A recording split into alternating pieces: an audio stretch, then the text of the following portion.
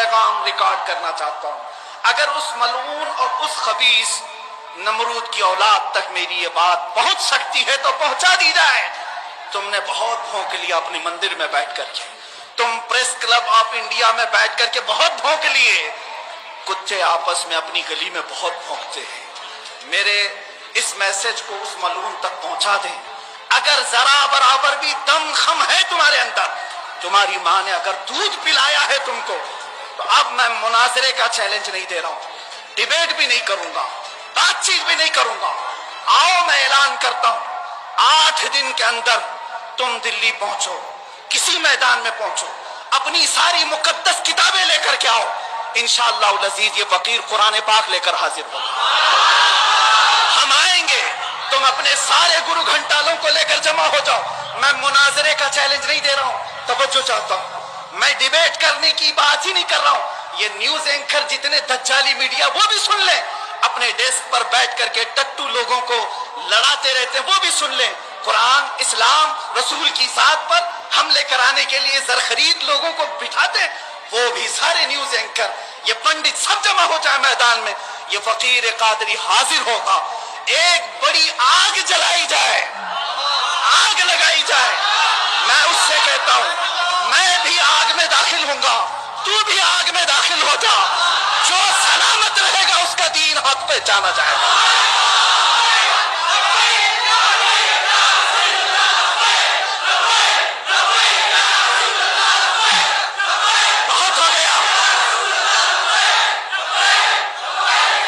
मुसलमानों बहुत हो गया एहतजाज, बहुत हो गए प्रोटेस्ट, बहुत हो गए इनसे मुतालबे करना कि इसको गिरफ्तार करो, इसका सर चाहिए। आओ आज आर पार की बात कर लेते हैं। जमाना गुजर गया, 800 साल हो गए। सरकार गरीब नवाज को भी यही चैलेंज किया गया था। मोइनुद्दीन हसन चिश्ती ने हिंद में यह बताया था कि जो नबी का गुलाम होगा वो आग में भी कूद जाएगा। इंशाअल्लाह अज़ीज़ मैं गुनहगार जरूर हूँ, मेरे अखलाक बुरे जरूर हैं, लेकिन जब बात मेरे मजहब की आएगी, कुरान की आएगी, नामे मुस्तफा की आएगी, मैं बरसरे ऐलान आज फिर कहता हूँ, आओ तुम सारे पंडित मिलकर के आओ, आग लगाई जाए। तुम सब पूरी दुनिया को दिखाना, मैं भी आग में दाखिल होऊंगा, तुम भी आग में आ जाना। देखते हैं किसके जिस्म को आग जलाती है। अगर मैं सलामत रहा तो मेरे दीन की बात होगी, और इंशाअल्लाह अज़ीज़ मुझे यकीन कामिल है कि अगर आग पर भी किसी का हुक्म होता है तो सिर्फ मेरे रब्बे जुल जलाल का है।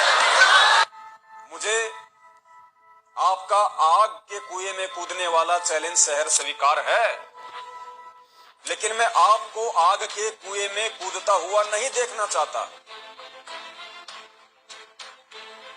अगर वास्तव में आप एक सच्चे मुसलमान हैं, वास्तव में आप एक सच्चे मौलाना हैं, और जो शब्द आपने संतों, महंतों और गुरुओं के लिए प्रयोग किया कि अगर आपकी माँ ने आपको दूध पिलाया है, ये शब्द आपके ऊपर लागू करते हुए मुफ्ती मौलाना सलमान अजहरी साहब, यदि वास्तव में आप एक सच्चे मुसलमान हैं और अगर एक सच्चे खुदा की इबादत करते हैं, और अगर आपको अपनी माता ने दूध पिलाया है,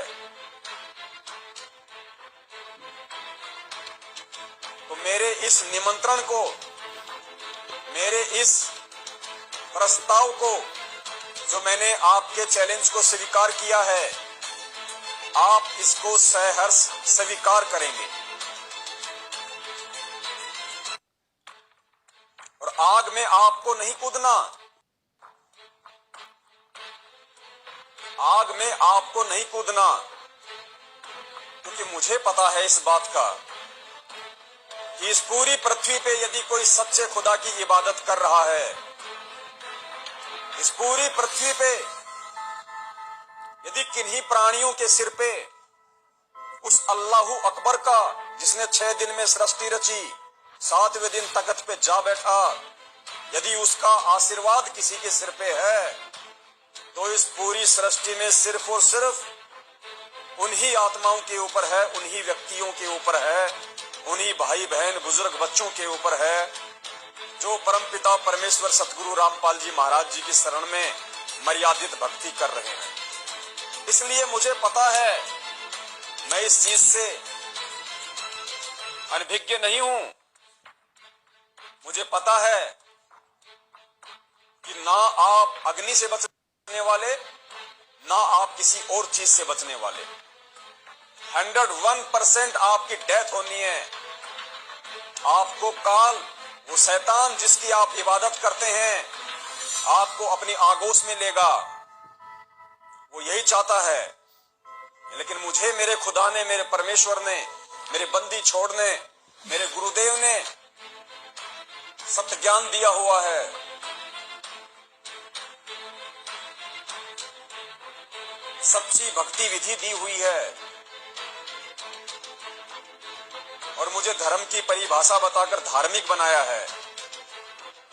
उस दयालु ने मेरे अंदर दया का गुण दिया है और मुझसे कहा है कि पूरी पृथ्वी पे रहने वाले जितने भी प्राणी हैं, चाहे वो मानव शरीरधारी हो, चाहे पशु पक्षी कीट पतंगों की योनि में हो, सब हमारे भाई बहन हैं। उन सब में उस परमपिता परमेश्वर अल्लाह अकबर की आत्मा निवास करती है। क्योंकि परमेश्वर शरीर नहीं देखता, अल्लाह शरीर नहीं देखता, अल्लाह शरीर में अपनी आत्मा देखता है।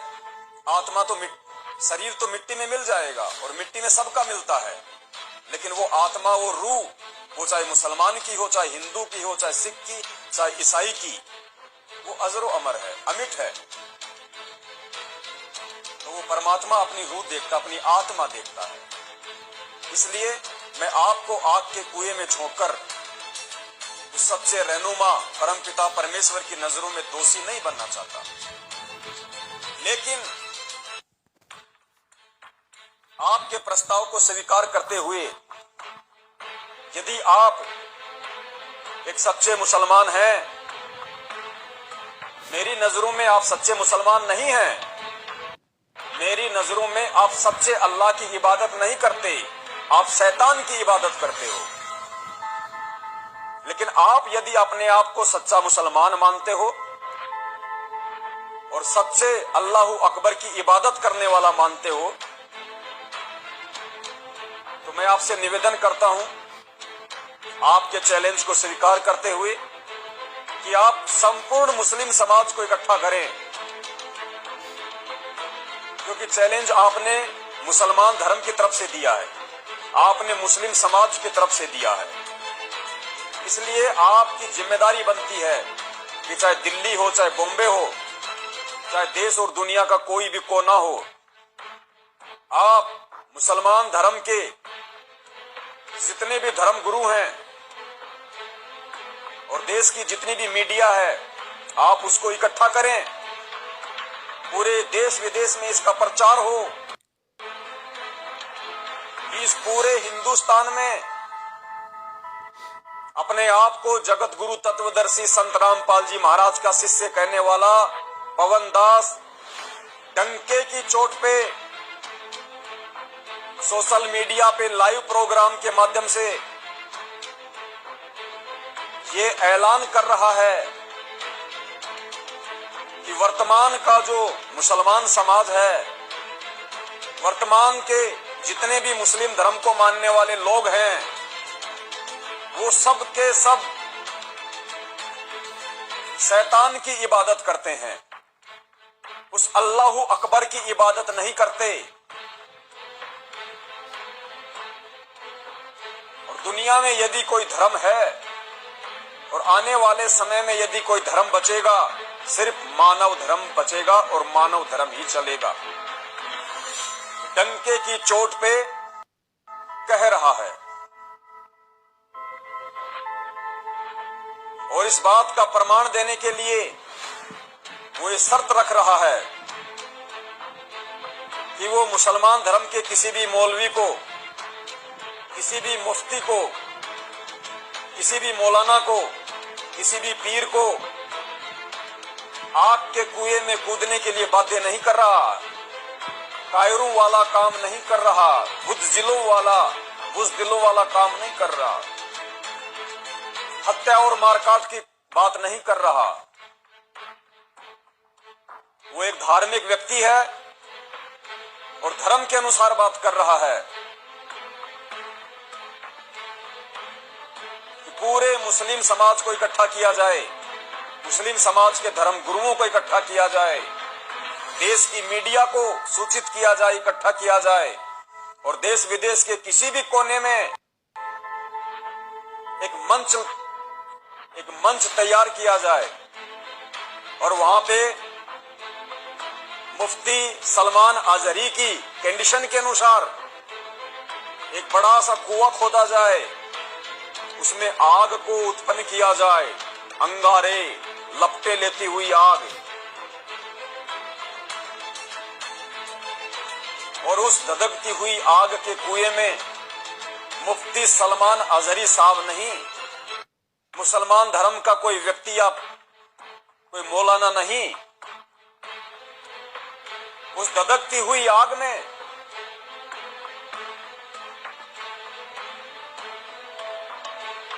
इस पूरे मानव समाज के सामने, सभी धर्म के जानने और मानने वालों के सामने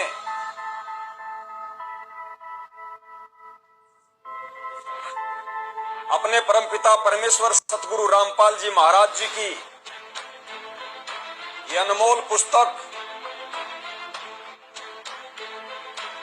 ये शब्द पावर से युक्त पुस्तिका अपने हाथ में लेके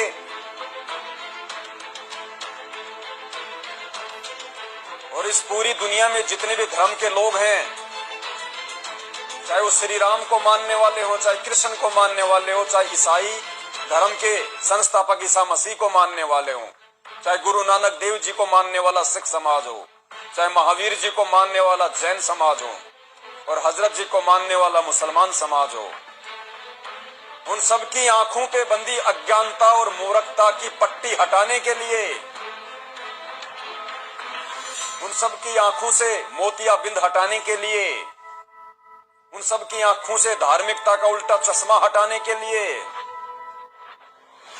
और उन सबको ये बताने के लिए कि सन 1994 से 2014 तक परम पूज्य सतगुरु रामपाल जी महाराज जी ने जो ज्ञान दिया, उस ज्ञान आधार से अभी तक जो व्यक्ति नहीं समझ पाया कि धर्म क्या है, धार्मिकता क्या है, सतगुरु क्या है, मानव जन्म प्राप्त करने का मकसद क्या है और मानव जन्म प्राप्त करके कौन सी भक्ति विधि और साधना करनी चाहिए, किस खुदा की इबादत करनी चाहिए, किस भगवान की पूजा पाठ करनी चाहिए, कौन कौन से वो धार्मिक वो कर्म हैं, वो यज्ञ हैं जो करने चाहिए, जिससे यह जीव 84 लाख योनियों के जन्म मरण से मुक्त हो जाए। इस बात को जग जाहिर करने के लिए, साबित करने के लिए और यह पूरी दुनिया को दिखाने के लिए कि सतगुरु की भक्ति में कितना दमखम होता है, सतगुरु के आशीर्वाद में कितनी पावर होती है। उस धधकती हुई आग में पूरी दुनिया के सामने ये सतगुरु रामपाल जी महाराज जी का अदना सा शिष्य पवन दास इस छोटी सी पवित्र पुस्तिका को, जो कुरान शरीफ से लाख गुना ज्यादा पाक और पवित्र है, जो वेदों से भी लाखों गुना ज्यादा पवित्र और पाक है, गुरु ग्रंथ साहिब से भी लाखों गुना पवित्र और पाक है, बाइबल से भी लाखों गुना पवित्र और पाक है। इस पुस्तिका को हाथ में लेकर और सतगुरु का जयकारा लगाकर उस धधकती हुई आग में चिंता रहित होकर, चेहरे पे खुशी और मुस्कुरान लेकर प्रवेश करेगा और पूरी दुनिया देखेगी, पूरी दुनिया के लोग देखेंगे, नकली धर्मगुरु और पाखंडी धार्मिक ठेकेदार देखेंगे। इस पूरी दुनिया में, इस पूरी सृष्टि में, इस पूरी पृथ्वी पे अगर कोई असली धर्म है, मुसलमान धर्म नहीं, हिंदू धर्म नहीं, ईसाई, सिख और जैन नहीं, केवल मानव धर्म है। और अगर कोई सच्चा सतगुरु है तो मुसलमान धर्म का कोई मौलवी नहीं, हिंदू धर्म का कोई पंडित नहीं। अगर कोई सच्चा सतगुरु इस धरती पे प्रकट है, मौजूद है, खुद वो कबीर परमेश्वर है जो सतगुरु रामपाल जी महाराज जी का रूप बना के धरती पे 8 सितंबर 1951 को प्रकट हुआ है। और सतगुरु की दया रही, सतगुरु का आशीर्वाद रहा, मुझ 2 कौड़ी के तुच्छ इंसान की कोई औकात नहीं। कहते हैं अल्लाह मेहरबान तो गधा पहलवान, तो भाई सतगुरु मेहरबान तो ये गधा पवनदास पहलवान। और हंसते हंसते पूरी दुनिया के सामने सतगुरु का जयकारा लगा के मुस्कुराते हुए, क्योंकि मुझे परमेश्वर ने जीवित मरना सिखाया है, उस आग में प्रवेश करूंगा आपके चैलेंज अनुसार। और पूरी दुनिया देखेगी, और दुनिया के साथ साथ वो आसमान के फरिश्ते भी देखेंगे जिन्हें हिंदू धर्म वाले 33 करोड़ देवी देवताओं के नाम से जानते हैं। मुसलमान जिन्हें फरिश्ते कहते हैं, वो भी टकटकी लगा के देखेंगे कि सच्चे सतगुरु की भक्ति में कितनी पावर होती है। सच्चा सतगुरु कैसे शब्द रूप में अपने भगत के साथ रहता है। सच्चा सतगुरु कैसे एक मर्यादित भगत की पल पल रक्षा करता है और साईं की तरह हर पल उसके साथ रहता है। पूरी दुनिया देखेगी, पूरी सृष्टि देखेगी। ये आपके चैलेंज को स्वीकार करते हुए पूरे मुस्लिम समाज से और मुफ्ती मौलाना सलमान अजहरी जी से मेरा निवेदन है, मेरी प्रार्थना है कि आप अपने आप को एक सच्चा मुसलमान साबित करते हुए, अपने आप को सच्चे खुदा की इबादत करने वाला साबित करते हुए और वास्तव में एक माँ का दूध पीकर पला और बड़ा हुआ नौजवान साबित करते हुए मेरे इस निमंत्रण को स्वीकार करेंगे, ऐसी मुझे उम्मीद है।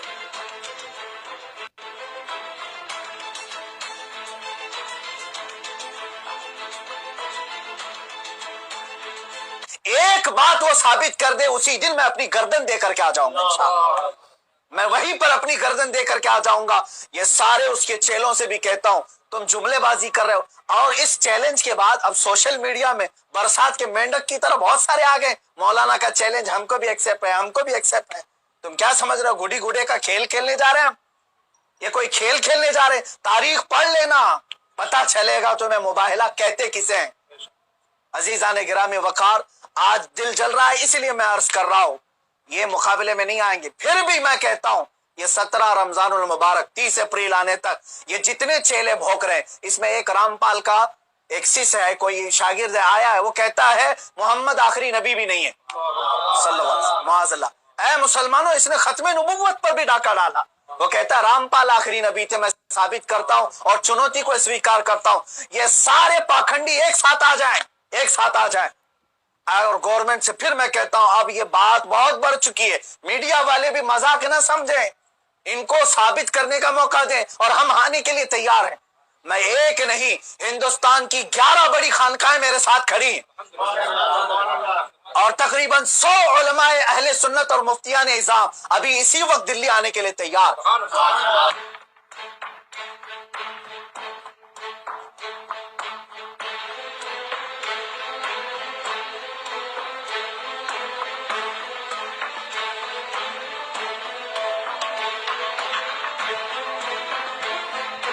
मेरे अजीजों, यहां पर आखिरी मैं एक मैसेज ये देता जाऊंगा, जिन लोगों को ये बेचैनी है, बाज मीडिया रिपोर्टर्स और दूसरे लोगों ने मुझे राब्ता करके ये कहा कि इससे हिंदू मुस्लिम या कम्युनल हार्मोनी ना पैदा हो जाए।